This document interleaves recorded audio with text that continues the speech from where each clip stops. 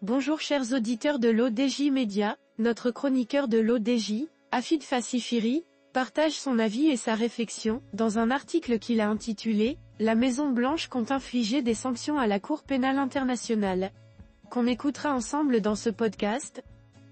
Notre journaliste entame sa présentation du sujet en disant « La Maison-Blanche voudrait imposer des sanctions à la CPI, en cas d'émission de mandat d'arrêt contre Benyamin Netanyahou.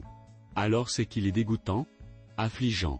Le procureur de la Cour pénale internationale a requis des mandats d'arrêt pour crimes de guerre et crimes contre l'humanité contre le Premier ministre israélien Benyamin Netanyahou et son ministre de la Défense Yoav Gallant, ainsi que 3 responsables du Hamas. Alors que le procureur de la Cour pénale internationale a affirmé son souhait que des mandats d'arrêt internationaux soient émis contre le chef du gouvernement israélien, ce dernier a exprimé son dégoût et traité la Cour internationale de justice d'antisémite. Ce qu'il se passe à Gaza n'est pas un génocide, a réagi Joe Biden qui juge scandaleuse la décision du procureur de la CPI. Alors, c'est qu'il est dégoûtant ? Notre chroniqueur continue son article ainsi.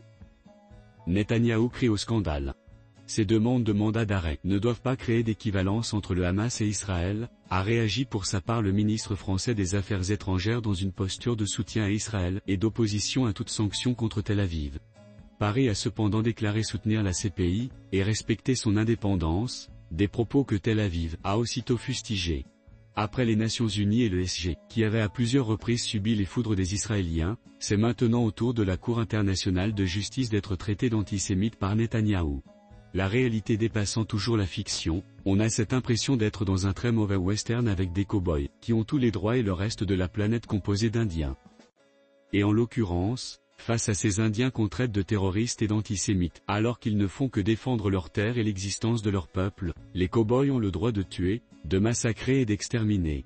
Les choses sont au moins claires, Joe Biden a bien précisé, à qui voudrait bien l'entendre, qu'il n'y avait pas de génocide dans la bande de Gaza. Et malgré la vague et furtive menace de suspendre quelques livraisons d'armes, des aides records d'$1 milliard ont été décidées la semaine dernière par la Maison-Blanche. L'Amérique est en guerre à Gaza et les soldats juifs ne font qu'exécuter le macabre et hideux plan américain. Et quiconque s'opposera au plan de la Maison-Blanche sera exposé aux sanctions américaines. À commencer par la Cour internationale de justice, qui risque des sanctions après que des juges de cette cour aient reçu des menaces début mai. Le Hamas ne sera jamais l'équivalent des criminels israéliens. Pour le reste, le Hamas ne sera jamais l'équivalent des Israéliens, car on ne peut absolument pas comparer des résistants, comme le pense la rue arabe, contre l'occupation à des criminels de guerre qui, en moins de 7 mois, ont assassiné plus de 35 000 Gazaouis, dont des enfants et des femmes en majorité.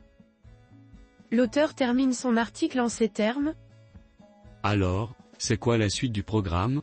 Des sanctions contre les Nations Unies, l'UNRWA et quiconque ose réclamer justice pour les Palestiniens ?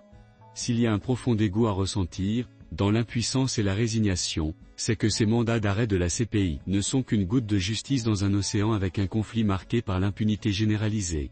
Franchement, pour aller au bout de la logique il faudrait que la CPI passe directement à des mandats d'arrêt contre tous les pays qui livrent des armes aux criminels israéliens, à commencer par Washington. Rédigé par Afid Fassifiri. Merci d'avoir écouté ce podcast de l'ODJ Média. L'ODJ Média, notre bouquet de supports numériques, portail, magazine mensuel connecté, web radio R212 dédié à la diaspora marocaine et web TV. N'oubliez pas de télécharger notre application l'ODJ mobile sur Play Store et de vous abonner à notre chaîne YouTube l'ODJ TV. Alors, on se dit au prochain podcast de nos chroniqueurs de l'ODJ, et à très bientôt.